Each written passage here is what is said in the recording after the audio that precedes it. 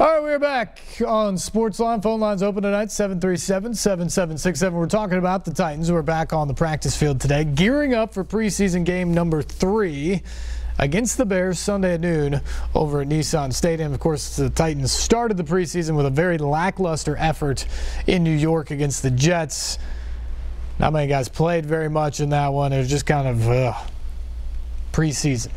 And they lost that game 7-3. A fantastic effort against Carolina on Saturday when they jumped on them with great drives from the offense in the first quarter. The defense forced 3 turnovers in the game. The offense turned that into 21 points. Can't do any better than that. It was a 17-0 lead when the starters came out after one quarter. 24-10 at the half.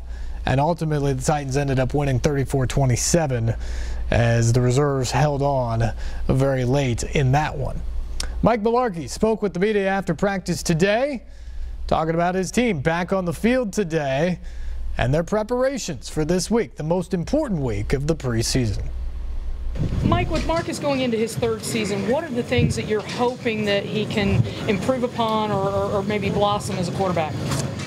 Well, I'd like to just, I think I said earlier in camp, just see if we can get him maybe to help us get out of more situations that he knows are going to be bad plays based on defenses outflanking us, something, a blitz, putting more in his plate, that he can hopefully get us to the right play. Not a lot, but just enough, maybe save us a couple snaps. With that freedom, there's been some reports, that he's got more freedom at the line to call some plays. How much more is that? Okay.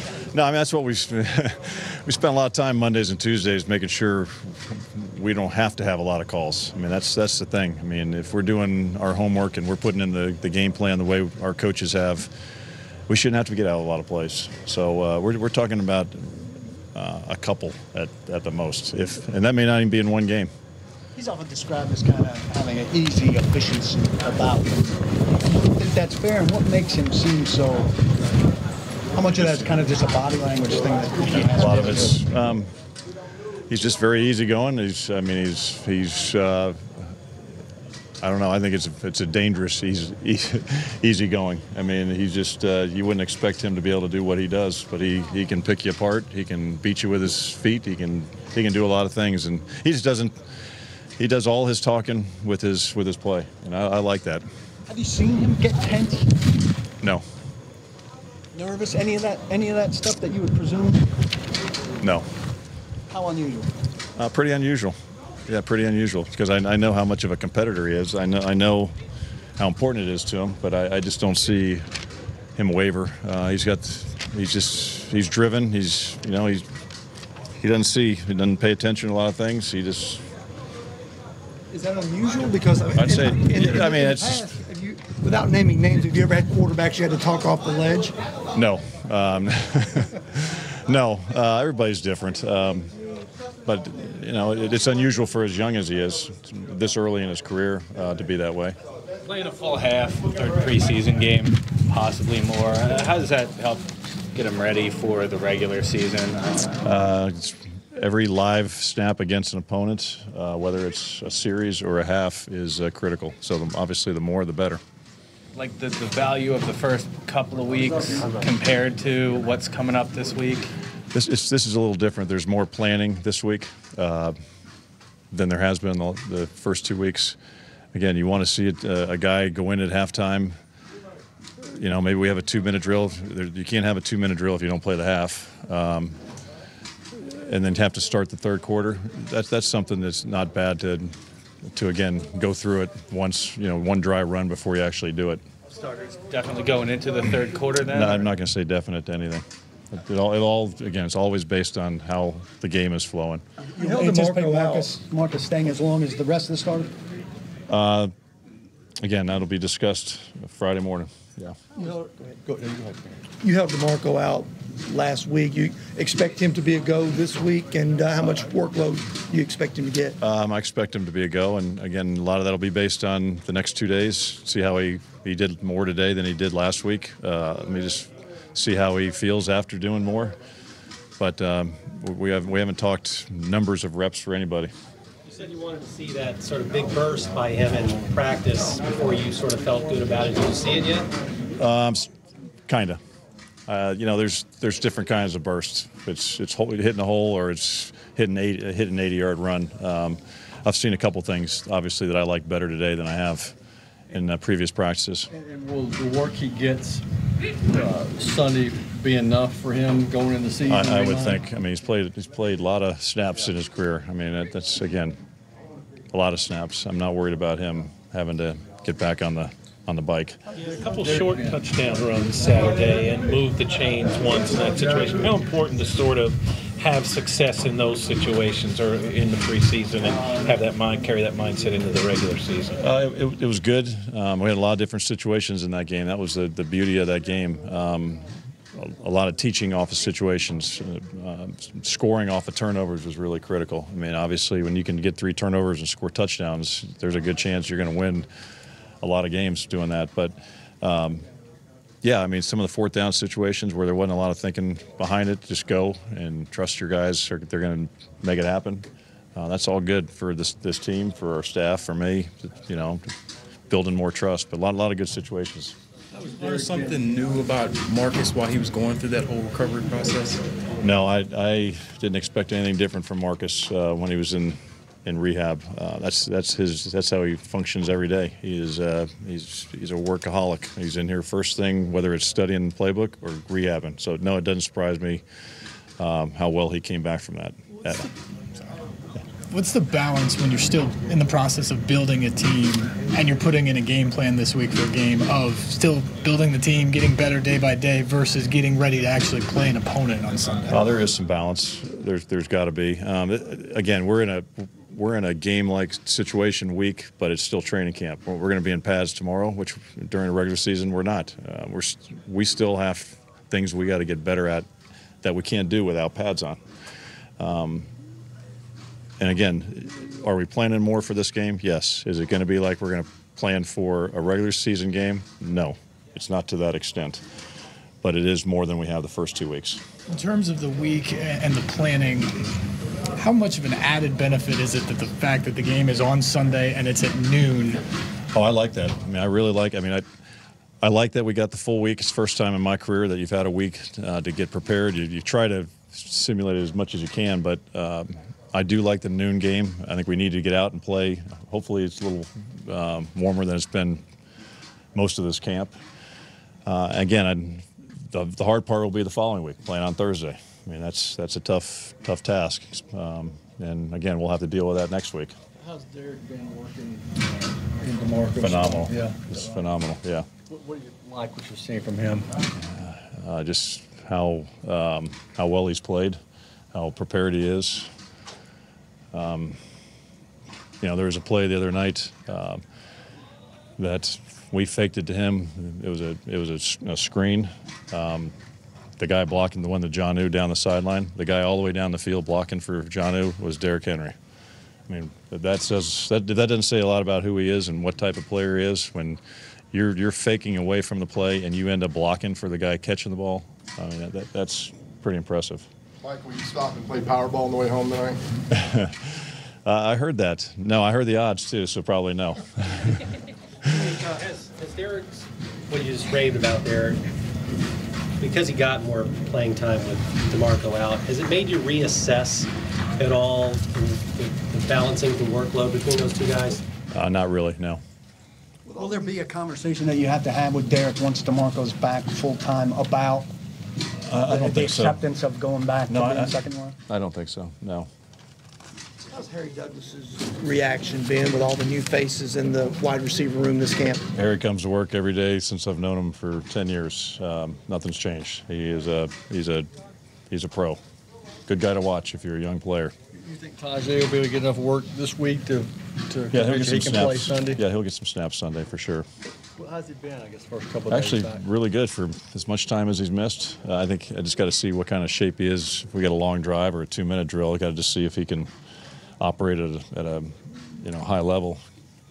If he's in shape to do it. Is this a time when maybe nerves or in the back of some guys' minds, knowing that if they're going to make a push, they got to do it. I mean, does pressure come into play here in these final couple of preseason games for young guys trying to make the team? I'd have to agree. Yeah, there's probably guys worrying about it, counting numbers, which is probably the worst thing you can do. There's a lot of teams evaluating every play of every game, and you can't play that way.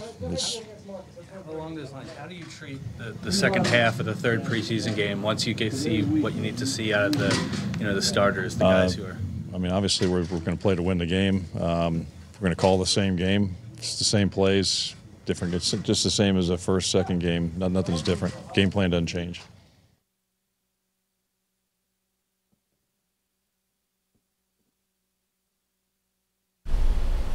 Head coach Mike Mularkey today after practice. The Titans back on the field getting set for preseason game number 3 on Sunday against the Bears.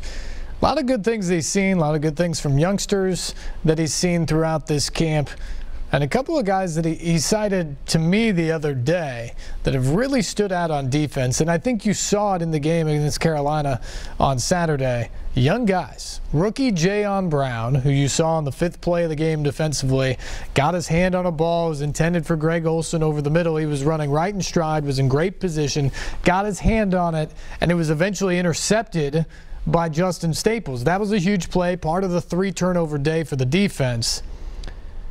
Jayon's a guy who continues to impress with his speed. He's not the biggest linebacker you'll see in the world, but for a team that had a real deficiency running in space with running backs and tight ends and covering down the field, Brown seems to fill that void for right now. He certainly did on Saturday. And he's been a guy that's been surprisingly physical and able to step up and do the job. You heard Mike Mularkey say right there that Brown is a guy that can be an every down player. He's not just a specific role guy. He's a guy that can play every down in the National Football League at linebacker. We got a chance after practice day to catch up with young Jayon Brown. Do you enjoy running with tight ends and running backs, trying to cover them as they circle out of the backfield and that sort of thing? Yeah, I enjoy everything about football. Everything. I mean, that's been a problem area around here for a long time, being able to cover a tight end. And you seem to, like you were running stride for stride with Olsen on Saturday against the Panthers. You knocked that ball up in the air that Staples picked off. Yeah. So have you always just kind of had a knack for that, for being able to be a pass cover linebacker? Kinda, but it's also just knowing the defense really good and being coached up very well and by the older guys and the coaching staff and just learning. Was to make an impact play like that this early in your NFL career? It was big. It was a big moment. Game was still early. It was still close, and get a turnover like that and our offense capitalized. It was huge. It was huge. Besides it just being a big moment in the game, as a rookie trying to make an impression for yourself, how important do you think that is? It's big. You want to show the vets, that you can ball. So it's good and it's fun making plays like that so the older guys can see you play. And just hopefully I can just keep it going, making plays and help my team win. Jayon Brown after practice day, you can just see he's a fun-loving young guy that's got a smile on his face, and he's come in with sort of a swagger as he steps on the field that he just believes that he can go out there and help the team win. He certainly made a big play on Saturday against Carolina. Titans hope he will continue to make big plays. The guy that has been kind of the surprising revelation to me so far, as I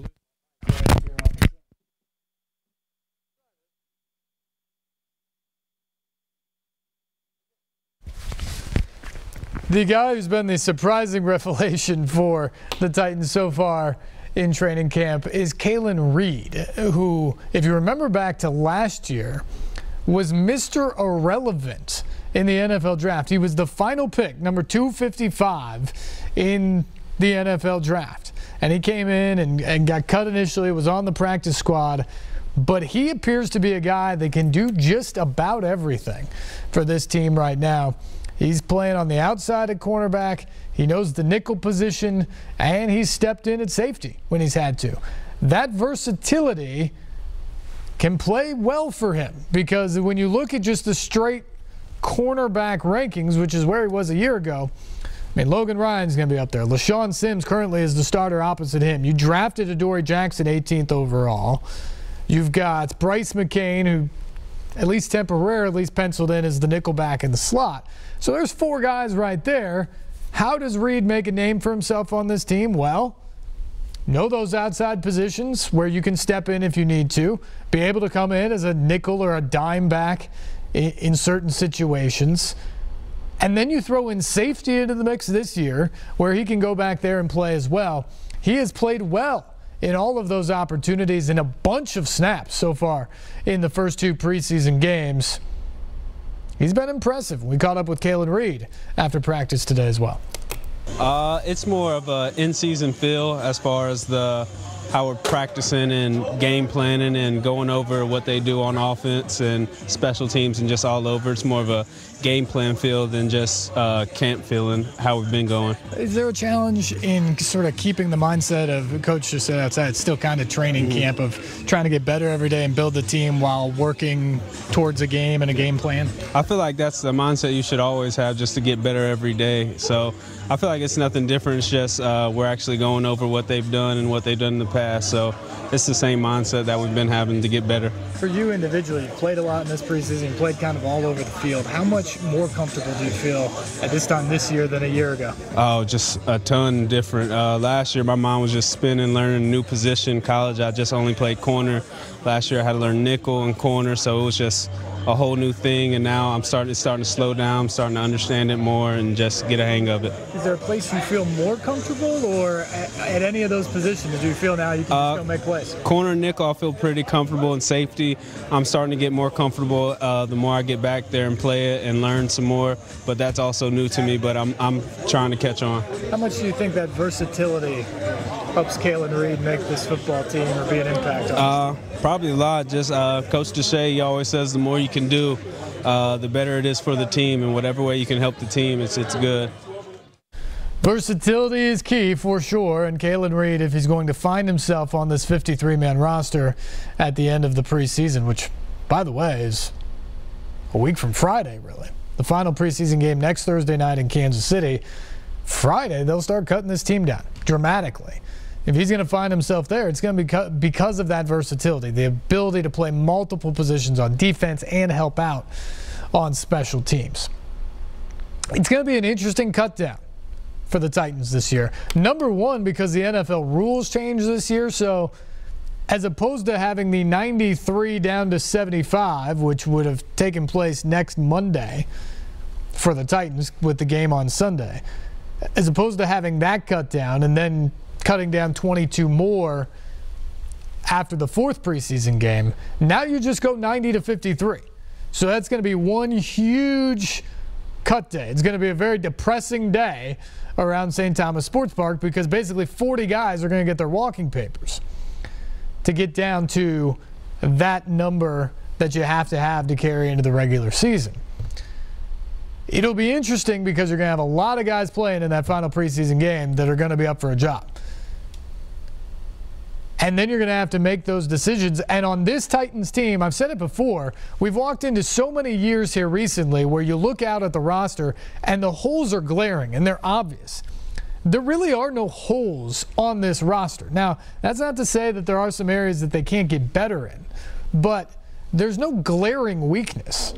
People will point to the defensive backfield and the fact that this team finished tied for 30th in the NFL last year in pass defense. Yeah, that's fine. They've got to be better, and with the upgrades, it's hard to imagine they'll still be an elite secondary right now, but Logan Ryan's back there. You drafted Adoree Jackson 18th overall. You have some younger guys like LaShawn Sims and Kalen Reed who are coming into their own. Kevin Byard's now a second-year guy. You bring in Jonathan Cyprien from Jacksonville along with Denoris Searcy. All of a sudden, that secondary doesn't look like the gaping hole that it did a year ago. And that's the case everywhere on this roster. And how did that happen? It happened because of John Robinson being very strategic in what he did and building this team from the inside out a year ago. He did the offensive line, defensive line, linebackers, running game. That was the goal last year. left some holes at wide receiver in the secondary. You know what he did this year? He focused on those holes, and he fixed them. And so now there are no glaring holes on this team, and he's done that in large part because of depth. Yeah, he's gotten some pretty good players along the way. DeMarco Murray, obviously. You've got 2 first-round draft picks this year. You get Eric Decker out of free agency, Rashard Matthews last year. Those guys are great additions. Logan Ryan in the secondary. But you also just pick up some depth guys along the way. A lot of depth helps you out. But what that depth is going to do is it's going to make cutdown day really difficult, because there are going to be some good players that get cut by the Titans that find their way to other teams. And it's been a while since we've seen guys get cut in Tennessee that are making rosters elsewhere. It used to almost be the other case, where you'd see guys get cut elsewhere and the Titans might snag them after the fact because they needed that much help. That's not the case now. This is one of the most talented rosters in the NFL. And there's going to be some good NFL football players that get cut next week, because there just simply is not room on the 53-man roster here. All right, we got to take a break. When we come back, we will hear from Titans quarterback Marcus Mariota. Stay tuned. More SportsLine on the way after this.